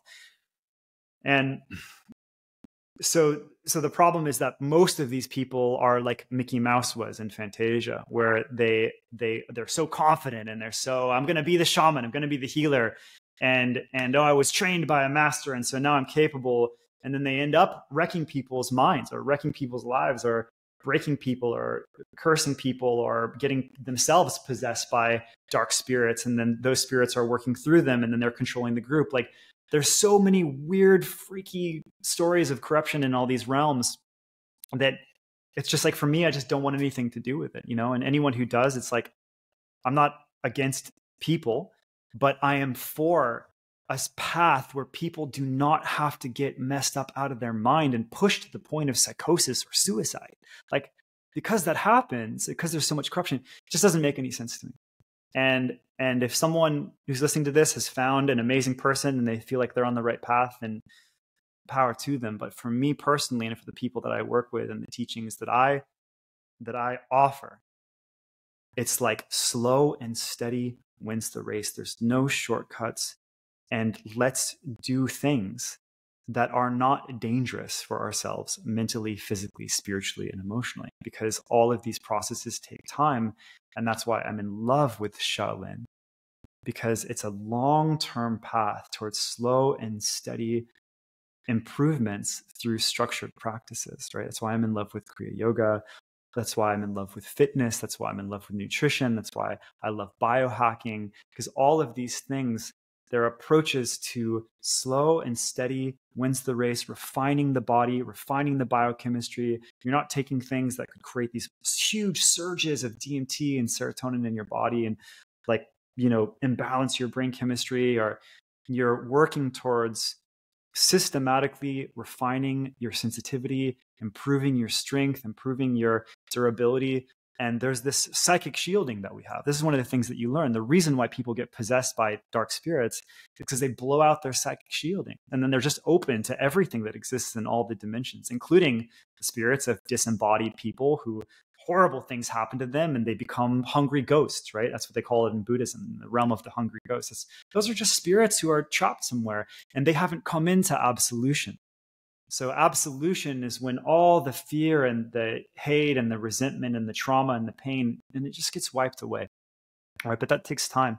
That's a path to redemption. That's the path that, the true path that Jesus, that Yeshua taught outside of just the context of Christianity. That's the path that the yogis teach. That's the path that I'm very committed to. It's the path that you're on. And we're just looking at these long arcs where we can be in deeper and deeper states of coherence so we can handle anything that life comes to us. And to me, it's not wise to invite in crisis and to invite in instability. It's wise to be constantly in a developmental continuity of coherence and in self-stabilization, which is what a lot of these ancient traditional paths, meditation, yoga, Kriya Yoga, Qigong, Neigong, like they're all about reinforcing, strengthening that psychic shielding. Kung Fu is about becoming a warrior, right? So that you're strong. When I met Shihing Yi, what he said to me is, he said, like, people challenge him in fights because he's became a social media, celebrity. So, people challenge him in fights. And Shihing Yi said, I couldn't care less about fighting. Like, here's a Shaolin master. I couldn't care less about fighting because Shaolin is Buddhist. When you become a master of Kung Fu and a master of Qigong, you're orienting towards the Buddha field. You're orienting towards these states of absolution and love and compassion and liberation. That it's like your ego is not like inflamed anymore towards like, oh yeah, I could kick your ass. Like, it's like that whole vibe is just done. Masters of Shaolin, they're orienting towards becoming Buddhas, right? They are actually, that's their path, is they're moving from mastering the yang, right, which is the fighting and the Kung Fu, and the yin, which is the Qigong and the Neigong, And then they're moving past these, they're mastering the balances of yin and yang and the polarity, and they're moving into the wholeness state, into these deeper unity states that have a lot of different names, right? Samadhi being one of them in yoga. And so yeah, I mean, that's my truth, bro. That's my truth. Yeah, we're on the same path. For sure. I feel like what I've begun to realize is that there are things that first off, the number one thing I've realized is everything has a price. And a lot of things have a much more of a price than what it seems. And that starts with the social media instant gratification. It's like, oh, I just, I need to distract myself, or I'm going to distract myself because I don't want to deal with my stuff. But then there's a huge price for that. And you know this so well because you're into biohacking, I'm sure. The way your brain operates changes, and then you like put yourself into a well that can feel really hard to get out of. And I'm starting to see how these plants, specifically ayahuasca in this case, is one that has a really high chance. In the same way, if you scroll on social media for long enough, your brain's probably going to get messed up. If you do enough of it, your brain's probably going to get messed up. There's a correlation with those happening, and it just doesn't seem worth it to me. And I feel like anyone... It doesn't happen to everyone, but it can definitely happen. And anyone who thinks, oh, I don't want that to happen to me, or maybe that could happen to me, it's worth just remediating and avoiding that possibility, right? Just like, oh, I could get Parkinson's, so maybe I shouldn't drink alcohol or do things that create neurodegeneration, right? Mm-hmm. Yeah, I mean, obviously there's going to be people that nothing happens to them in the same way that some people smoke cigarettes their whole life and they lived 107 or something. And they don't get, oh my God, there is people who smoke cigarettes their whole life and don't get lung cancer, but that's not evidence for me to want to smoke cigarettes. I mean, what we're talking about is basically like, it's mind candy, it's a show. It's something that feels like it can lead you towards enlightenment. And then there's like the tried and true path that, to someone who's like, I can blast off into realms very easy. Oh, that sounds funner than like actually having to work day in and day out because it's boring, or it might feel boring. So that's part of the argument. If you're like, why would you do that? That's one reason why the ego would do it. And this comes a lot of the time from people wanting to some degree seek power. Right? If they want to get there, like, I think for a lot of people on the spiritual path, once you realize that you have a third eye and you're like, oh my God, this is real. I got to open this thing. Right? And how do I open it? Boom, boom, boom, boom, boom. Okay. So like, let's talk about Rick Strassman for a second, right? He's the author of DMT, the Spirit Molecule, which became hugely famous. He did the movie DMT, the Spirit Molecule, that was narrated by Joe Rogan. Dr. Rick Strassman is the man on the planet who has administered DMT in a regulated, government-approved, FDA-approved environment as a neuroscientist, gave DMT to hundreds and hundreds of people, and it was approved to do case studies, and his work is unbelievable. So basically, I think that people who catch a wind of this work and that, like, oh my God, like mystical experiences, DMT experiences, ayahuasca could do that to me. I could open up my third eye. I could smoke DMT, I could open up my third eye. And if that's becomes a goal for someone to have this overwhelmingly powerful mystical experience and see through the third eye, right? That then it can become an obsession or a fascination, and they just really want to figure it out, right? And there's an element of power because, oh, what will that do for me if I can open the third eye? Do I gain special powers? Can I see into other dimensions? They're become a superhuman, right? And am I Doctor Strange? Become so like a game than the quest of power. And both games can be played at the same time, but that takes a very specific type of player, right? And so when I talked to Rick Strassman about this, we talked about the whole thing. We talked about we had a beautiful conversation. It was through a friend. We got connected, and I was just like, I got to talk to Rick because he's, I'm a neuroscience and spirituality nerd, and here's the guy who wrote the book on DMT and how it's responsible for even organic near-death experiences and mystical experiences. And he was the guy who Rick Strassman was the man who theorized that DMT is produced in the pineal gland. And there's a reason why. So when Rick was doing his work, he was trying to figure out if there were chemicals in the brain that could create spontaneous mystical experiences, right? And this conversation wasn't happening at the scale that it is now by any measure. But Rick was fascinated by this, right? And so he went against his colleagues and against everybody who was like, oh, this is ridiculous and this is pseudoscience and everything like that. And he was like, no, I got to figure this out. So he's studying brain chemistry and brain anatomy and all these things. And eventually what he got to is he figured out that, okay, how does the brain, what's the most similar molecule to DMT, right? DMT means dimethyltryptamine. And what that means is that in biochemistry, there's a process called methylation. And methylation is when one molecule is methylated and tweaked, and then it can become another molecule, right? So for instance, 5-HTP converts into serotonin, right? And tryptophan converts into 5-HTP. And so he was like, okay, man, like DMT is probably the drug that's the most likely, culprit for an endogenous spiritual experience because of the types of experiences that it can create. And people knew about that. And so, okay, how could the brain make DMT? Well, I'm studying all the biochemistry of this. And okay, so molecules like tryptamine. So DMT is tryptamine methylated twice, right? DMT. Molecules like tryptamine are produced in the brain, right? And there's a lot of endogenous, I'll just give the audience two words, right? There's endogenous chemicals, which means chemicals produced inside the brain and inside the body. And there's exogenous chemicals, meaning chemicals which are produced by plants and things, right? So endogenous chemicals, like you'll hear Sadhguru say, I'm stoned all the time because like my body's the greatest, chemical factory on the entire planet. Like he's like, people laugh at this joke because he's like, why do I look like this? I'm always stoned because my brain's making, but he's not wrong.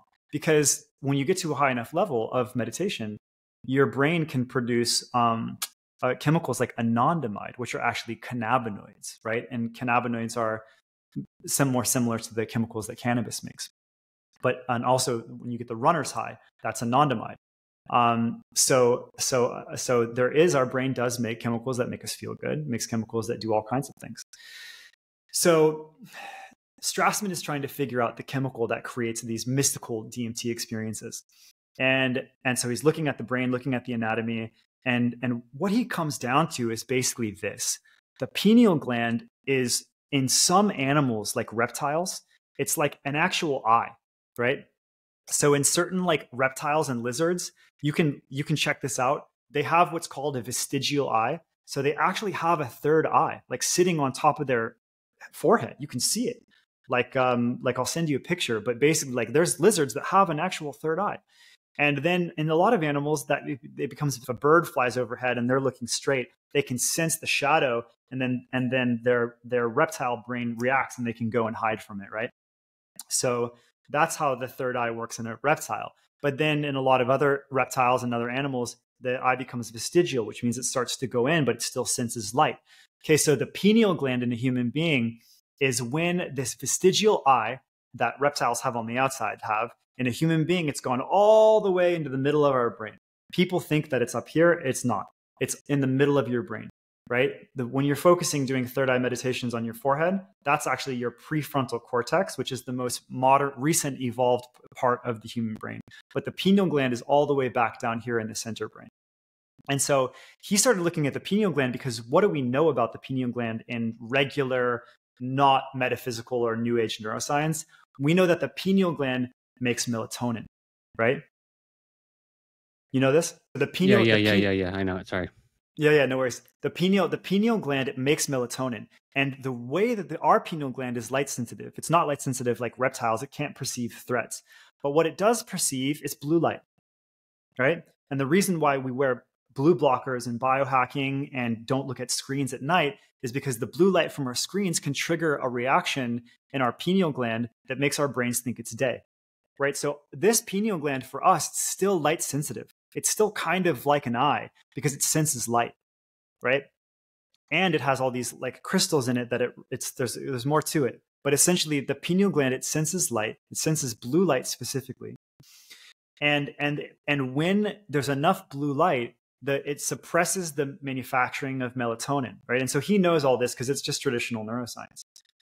But when you look at how the pineal gland makes melatonin, it's a tryptamine methylation process, right? So melatonin is a very similar molecule to DMT, but it's not psychoactive. If you take enough of it in like supplemental, it'll make you sleepy and a little bit maybe just kind of stony, but not like hallucinatory or high or anything. But basically the manufacturing is of these tryptamine molecules into melatonin.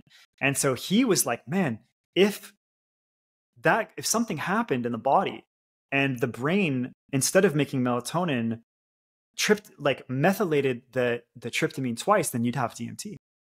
So then he started getting so deep into the metaphysics and basically came up with the theory that there's a big push of DMT when you're born, big push of DMT when you die, and then maybe a push of DMT during a dream or a mystical experience or a near-death experience. But here's I talked to Strassman about this too. It's funny because people think that this is scientific fact. When you hear social media influencers, talk about DMT, they're like, DMT is released when you're born. DMT is released when you die. Well, I talked to literally the guy who came up with these theories, and it's not true. Those are theories, right? Because you cannot measure DMT in the blood when someone's being born or when they die or when they have a mystical experience. Because DMT, when it happens over the blood-brain barrier, there's actually this barrier that separates your brain from the rest of your blood. If I was having a mystical experience with DMT and you were tapping my blood, that DMT wouldn't show in the blood because it's happening in the brain. So Strassman figured out the only way you can test for DMT in the brain is if you have a living brain and you stick a needle inside of a living brain and take blood samples while you administer DMT to something. And they proved, finally, recently, people have been talking about this for years, like it's fact. It hasn't. It's been a theory that he popularized, right? Because there's good theoretical research around it, and logically it could make sense, but it hasn't been fact until Strassman with some other neuroscientists kind of brutally proved this recently, where they took a mouse and they suffocated it while it had a needle in the brain, and they could measure its brain blood while it was dying. And this would be, you can't do this to a human. This would be inhumane and illegal. But scientists do these kind of things to mice all the time. So they basically figured out a pretty brutal way to prove this, but they proved in this mouse that, yeah, the DMT blood levels do go significantly up when a mouse is dying. So there's science around this now that was pretty brutal from the mouse's perspective. So when I'm talking to Strassman about all this and I'm learning all these amazing things and theories from him, one of the things that keeps coming up is like, okay, well, like if you can take DMT in these plants and it's exogenous, and it can be somewhat dangerous because you're disrupting the natural rhythm. Just like the brain makes the brain makes melatonin based on these sleep-wake cycles, right? Like our brain is not wired to just be flooded by exogenous DMT. So people that have neurochemistry problems after a bad DMT trip or ayahuasca trip, sometimes it's purely psychological, sometimes it's spiritual from what they experience in these realms or whatever. Sometimes it's just purely chemical because the chemistry of your nervous system is fine-tuned and it's tightly regulated, right? Serotonin, dopamine, all these things, they like to be in these precision balances. And the more that you refine your system through meditation and yoga, qigong, all these neigong, all these things, the more that you're actually refining qi flow and the metabolic processes of all of these neurotransmitters, right?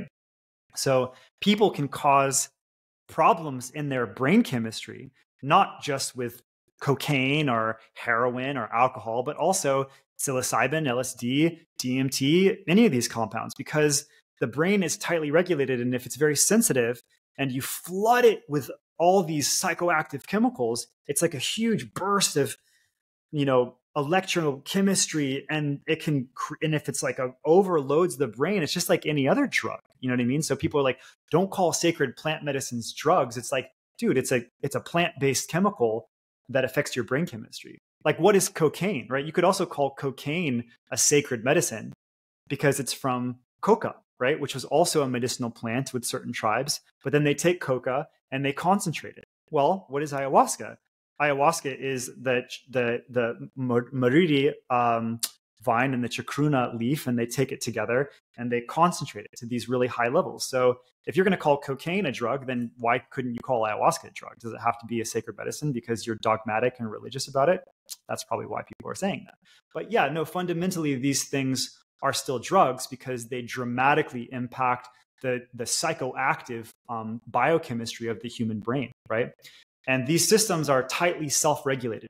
So yes, you can mess up your brain chemistry with overdosing or taking too high of amount of any drug. And when the people who I work with and coach and teach, like, I really want to take psychedelics, I'm like, well, if you have to, if it's something that's so deeply in your heart, you have to have the psychedelic experience, try microdosing by yourself a tiny bit of psilocybin, because that's probably the safest way to do it. A tiny little bit, so that you don't dysregulate your system and you can have the experience and start to understand it, right? So but of course, YouTube, we would never recommend or condone the use of any substances. No. So this is purely speculation. Yeah. Hypothetically, if anyone was going to do this, then that would be the safest way to do it, right? But I don't recommend anyone who I'm working with to take any psychoactive compounds at all, because I just think that there's better and safer ways to do all these things, right? So back to Thank you, YouTube gods. Okay. Thank you, YouTube gods. So talking to Strassman, we start going into like, okay, well, if the human brain can make DMT, and that's what creates these intense mystical experiences, and that's a way that it does it, and it's somewhat regulated because it's its own chemistry, it's making its own molecules, so it knows how to work with those rather than an exogenous agent that could potentially disrupt natural processes, right? How is it doing it? Why is it doing it? And if people really want to have an experience of their third eye opening, how is this possible? And so we started talking about indigenous cultures, right? And not every indigenous culture used psychedelics. Native American tribes, all the yogic practices, like in so many of these ancient indigenous practices that were very mystical, right? Like how did they do it? And how could a human being potentially initiate an endogenous experience like this, right? If there's a chemical component. And so we talked about it, and we talked about yoga and breath work and all of these things, and then I had a realization that I asked him about, and I think he has had the same thought. But if you look in the yogic tradition, there was always these practices where initiates and yogis would go deep into these caves where there's no light. And they would fast, and they would be in these cave systems for sometimes many days. And then also parallel in places like Chaco Canyon in the United States and indigenous traditions, you would see these structures that were like kivas or dark rooms, where basically in Chaco, there's all these rooms that are totally blacked out and totally dark. So we'll do a podcast in Chaco Canyon. Well, let's go do a podcast in Chaco Canyon. I'm way down, bro. So basically, the thing that started coming through is Strassman was talking about the disruption of the circadian cycle, right? And instead of the brain making melatonin, which is I think a single methylation of tryptamine, methylating it 2 times and making dimethyltryptamine. And I made this connection, and I was like really realizing, wow. In these ancient traditions, like they would go into the dark room, right? And now if you look at this in kind of the consciousness world and more modern or new age spirituality, the dark room thing is a big thing now. And people are having these amazing experiences going into dark rooms and spending, 72 hours or so in a dark room. And but this is also a super ancient practice, right? Like, and yogis went into the caves. Native American people would go into their own dark rooms or kivas. And so this has been also known for thousands and thousands of years. There just wasn't specific science about it. But when you take these ancient traditions of like when a yogi is ready, right, to open what we call the higher gates, right, or the higher chakras. But in Neigong, they look at these as gates. When anyone is really ready and desires to have a mystical experience, there's an alternative to psychoactives, whether they're plant medicines or drugs or DMT or anything. There's a total alternative to those taking a drug to have a mystical experience.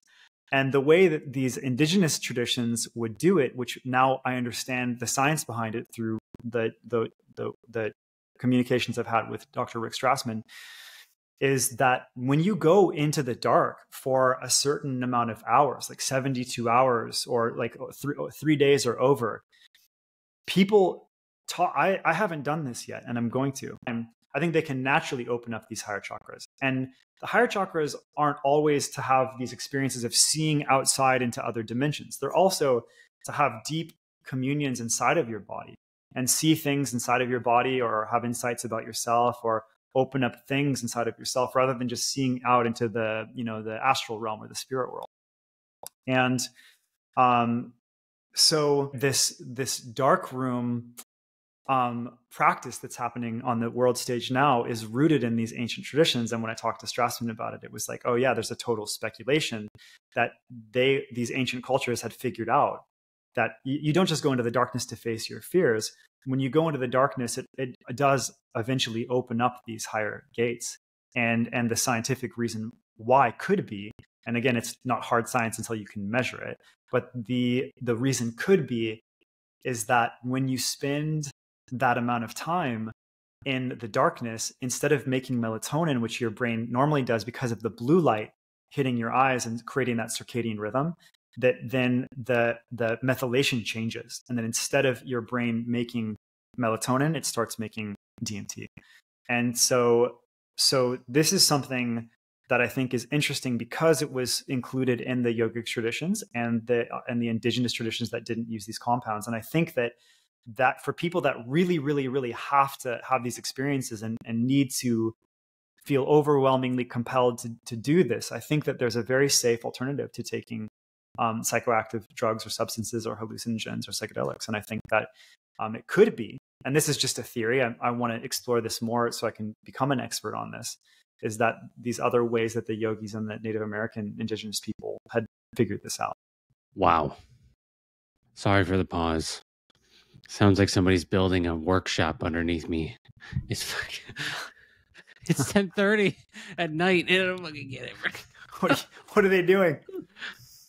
I don't know if you've been able to hear the other podcast. I can't hear it on Maybe it's not a workshop. It's a different type of workshop. I don't know what's happening. But I'm out of this place. I'm in Clearwater, Florida. And I'm out of here in literally a day and a half. So I'm excited to get back into nature. But yeah, to comment on what you're saying, I just wanted to say that is, I think, one of the most important things to understand in this life, if you're interested in the psychedelic stuff, is that you can not only do it naturally, but you can still tap into the force. You don't have to be like, I guess I'm just not a force user. No. Right. Yeah. It's like you can still actually do that, but there's a tried and true path. It's a reason why I've been saying for I've been saying for maybe thousands of years, but I've been saying for like the last year that watch out for people that are channeling, that we don't know how they live. We don't know what's like, are they actually an authentic teacher? Like, what are they claiming to tap into? It could be dark astral beings. And that's why I've moved away myself from any channeling, because I feel as though it's interesting, but if we've got Yogananda over here that and these Indian mystics that have devoted their lives, and we have these Shaolin masters done the same thing, then we have the Taoist masters that have done the same thing. It's like, and I want to thousands learn. and thousands and thousands of years of those lineages and that knowledge distilling into those teachers, right? Because that's what it is too. And people are like, well, ayahuasca is ancient. Well, ayahuasca's they figured out how to make that stuff, I think, around 700 years ago, is what I've speculatively read by all the anthropological stuff that I found. And yeah, people have been eating psychedelic plants for longer than that. But we're talking about structured spiritual paths that have existed for up to 15,000 years of not just like, oh yeah, I'm going to take this path. You know, and in shamanism, they say too, especially in the Amazon, is that a lot of people died. Like a lot of the shamans, and they, because they honor them in their ceremonies, a lot of people died experimenting, taking different plants to figure out which ones were the healing plants and the poisonous plants. And they would do this through trial and error on themselves a lot of the time, you know? So it's like those, I'm not saying they're not wisdom paths, and a lot of the most amazing natural medicines, like actual healing plants, you know, like super, like anti-carcinogenic, anti-cancer, a lot of amazing healing plants are in the Amazon. And I really, really admire and respect the indigenous population there. But there's a convergence of worlds that's happening that's not being guided, and it's not being structured as any type of a path. It's basically that same level of experimentation. Oh, maybe if I take this, it'll heal me. Oh no, I'm blown out of my mind. I'm psychotic now. It's this thing that's like, it's not full of virtue and wisdom, and it's messy and it's sloppy, and it can get really ugly and painful. Whereas there is these paths that have been evolving, you know, like you said, these master paths, where there's thousands and thousands and thousands of years of distilled knowledge and wisdom and virtue into them. And it's just like, you just can't touch that. You can't match that. My dog just barked. My dog never barks. Now I'll be right back. Give me a sec. Okay. Okay. No worries. Okay. Not sure what's happening, but we're good. Okay. Yeah, that's it. Right. That's it right there. And that's kind of the mission I feel like we're both on, is to show the world, and we will, through what we do, because we have some very, very interesting things, to say the least, to not reveal yet what we're going to do, but we'll have some reveals together soon, bro. I know. So, you know, just wait and see. Like, we're not just talking about it. We're really going to live this. And I feel like that's why I really respect you as well, because you're really living it. You're not just talking about it. And I've been guilty of just talking about it in the past. And I can feel the difference between when someone's really in it and they're just like, oh, I read it somewhere. And that's what I want to kind of bring to the world. It's like this more level of not just intellectualization, but embodiment. Because imagine if one generation of humans takes up these authentic, really true spiritual paths. One generation. But 2 years isn't even really that long. Yeah. In the grand scheme of things. Yeah. Yeah, it's true. It's true, bro. So that's how I see it, man. And yeah, I think we'll wrap up this episode with that. I'm sure we're going to do many more. So thanks for coming on, man. Thanks for sharing your wisdom today and being the being you are. I love and admire and respect you so much too, Nick. And I love your authenticity. I love sharing every conversation that we've had, and thank you for having me on, bro. Likewise, man. And for the record, I did my best. We are on a time zone difference here, and I am the weakest at night, but I sacrificed and I did my best. Let's just say that. We're literally on opposite sides of the world, but we still made this one happen because this one really needed to come through. So I'm super grateful. I'm grateful. Exactly. I'm grateful you interrupted your circadian rhythm, bro. Dude, I stayed up till 4 a.m. last night, and I just didn't get the right sleep, and I made some mistakes. But I don't know if it's mistakes. It all happens for a reason. But I'm glad we got on, and I feel like it worked out well because, you know, some of these topics I know a decent amount about, but, you know, the process of distilling that in a way people can understand, it can be difficult. You know, and something interesting is that we had the same thought. on I had a skit idea, something you said, and it's literally the same thing. And that's how I can tell we're dialed in, you know. So yeah. Okay. Anything you want to share with people? What's going on with you? You know, there's one last thing I wanted to share because I think it's a really important piece. And I wanted to just bring the simulation theory into this conversation. So that could be a whole podcast, but let's run it. Maybe should we save that? Should we save that for the next one? Absolutely. Okay, never mind. Everybody listen to our next one together. We're going to go into the simulation theory. And how Well, go ahead. No, go ahead. No, I was saying I got to finish that. Should we say what cringy YouTubers do? And they're like, if I get a certain amount of likes, then I guess I'll do it. Fuck that. No, we're going to do it. You stick around. Stick around. We're going to go into it. We're going to dissect the entire simulation theory, and we're going to create the big reveal about what it is and what it's not. That's the goal. That's the goal of this podcast. That's why it's called the human game.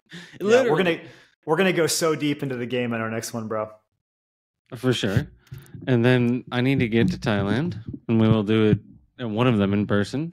Or it's beautiful over here, man.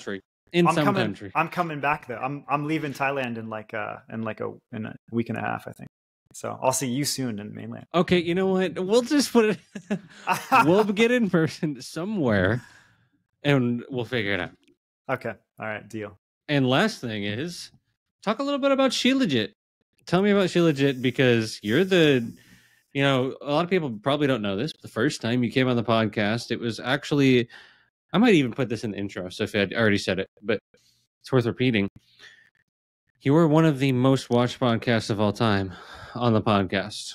Wow. And that was podcast of Reincarnation, Dr. Ian Stevenson, which is, if you haven't watched that episode, you haven't listened to that episode, I highly recommend you follow this one up with that previous episode, because it's a whole different topic.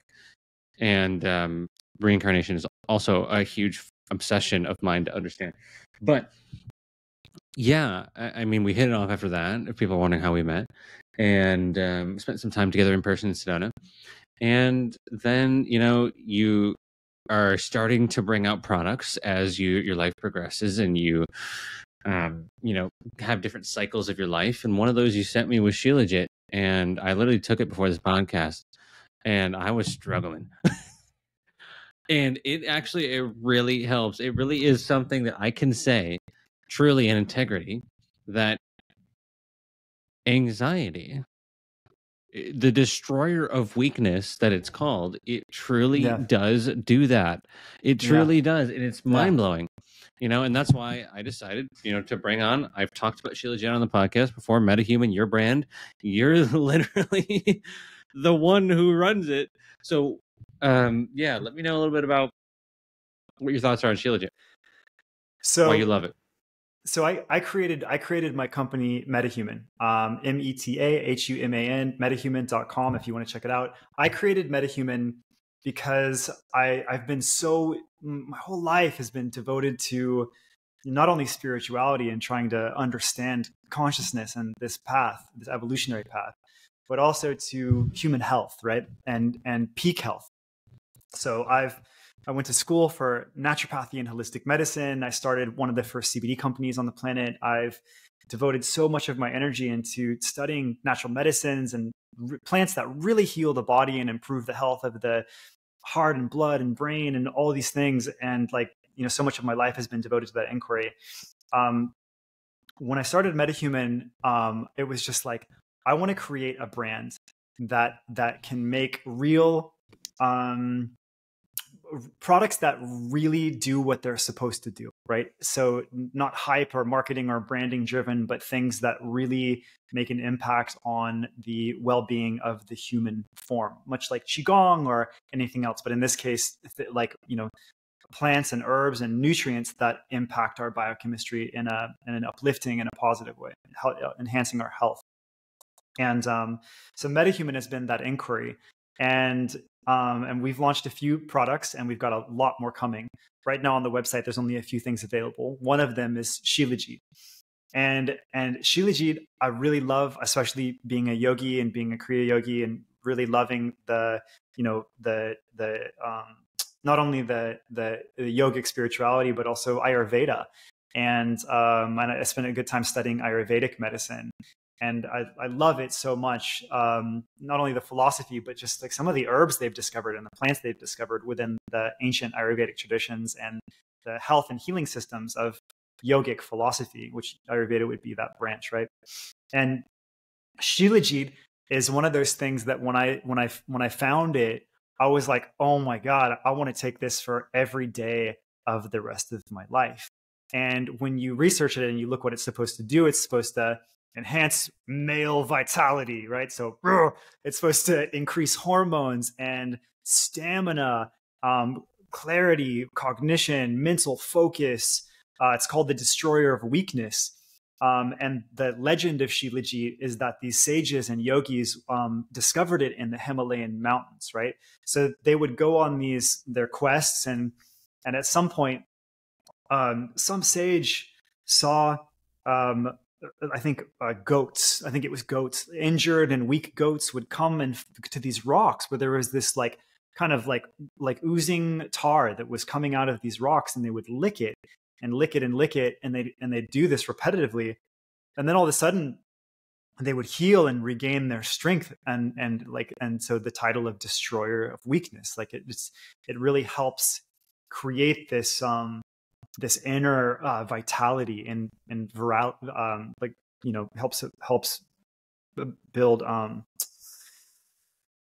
yes, all those things: stamina, energy, potency. And so yeah, they started harvesting it, and then realized that it was fit for human consumption, and in human beings it does the same thing. So it's just amazing. It's really high in so many minerals, like hundreds of trace minerals, but then really high in fulvic acid, which does amazing things in the body. And when you take it consistently, you can see improvements in quality of sleep and recovery, and strength. It helps in healing processes. I think it can help heal with, you know, bone injuries and just cellular health. So you end up getting this sense of an overall increase of potency and well-being that also comes into the mind and the focus. So for people that also like want to have more mental energy and focus without taking caffeine and stimulants, it's a really, really great option. And again, like as a yoga nerd, I love that the history of this stretches back into, you know, the Himalayan yogis and sages and stuff. And, you know, they figured out so many things, and Shilajit is definitely one of them. So yeah, so we have an amazing Shilajit product, MetaHuman Shilajit. It's on the website, metahuman.com. And you have an affiliate code with us. I got you a bunch of it so you could try it out. And I'm glad you love it, bro, because it's changed my life. And I really, really love it so much. Yeah, it's great. And those of you that have been around for a long time on the podcast, you realize, there's not a lot of ads on this podcast that are, you know, there's not a lot of different products being promoted. Why is that? It's not because we haven't had the opportunity to. It's not because, you know, we're in the top podcasts, actually. And it's because I haven't found products that I really feel integrous talking about it and promoting, you know, like some of these other people do. And, you know, if they want to promote what they want to promote, that's fine. But I felt like it was within my purpose to really give people things that elevate them. And I feel like Shilajit actually is probably, or it is that. It is that. Probably, I would say, have you ever taken like, I can't even talk shit about companies. Okay. Yeah. Don't name names. No naming names. Let's just say, if you think green powder helps, you like, a lot of people are like, ooh, take all these green powders. It could be helpful. Right. But this is next level shit. So yeah, I agree. The link for that will be in the description in the show notes. Get yours and try it out for yourself. And it's actually Himalayan Shilajit. It's actually pure. It's actually legit from a reputable company as well, which is big because people are like, oh, go on Amazon and get this little, $20, $19.99 sounds like a good deal. It's just filled with shit. Yeah, everything is meticulously sourced right from the Himalayan mountains. We have an amazing partnership out in the Indian Himalayas, and everything gets third party tested for any contaminants, mold, mildews. Not that there would be pesticides in Shilajit because it's like it comes out of the mountains. But we test for everything, heavy metals, and it's just clean, it's pure, and it's direct from the source. So yeah, check it out. Perfect. Like I said, link is in the description, and you can support the podcast because here's the thing: the more you get Shilajit from us, the sooner you see more high quality episodes, because this goes right back into what we're doing here. So thank you for all the support that we've received on the podcast thus far, from everyone who has donated, everyone who has been a part of this movement, because the human game has been a grassroots movement. So thank you. That'll do it for today's episode.